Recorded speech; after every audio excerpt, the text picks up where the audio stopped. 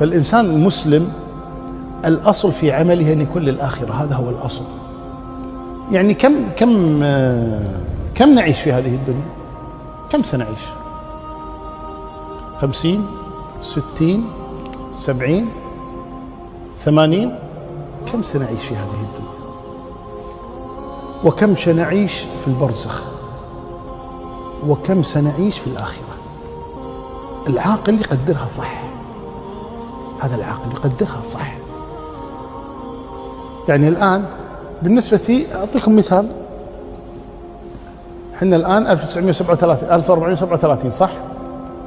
عثمان بن عفان استشهد سنة 36 من الهجرة، يعني آخر 35.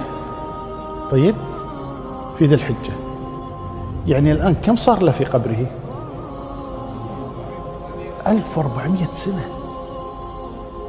1400 سنة بحياة البرزخ. الآن إلى متى سيستمر في قبره؟ الله أعلم. بعد 1000 سنة 2000 سنة الله أعلم متى تكون الساعة. هذه الحياة 1400 أو 2000 أو 2000 وشيء، ألا تستحق أن يعمل لها الإنسان حتى يسعد فيها؟ وكم هذه الحياة التي نعيشها؟ 50 60 70 سنة؟ ماذا؟ شيل منها 10 سنوات طفولة، شيل منها 10 سنوات مرض، شيل منها 20 سنة نوم.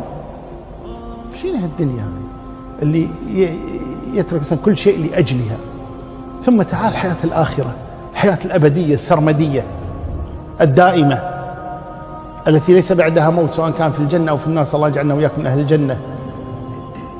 ألا تستحق أن يعمل لها الإنسان ويجتهد لها بدل هذه الحياة التافهة؟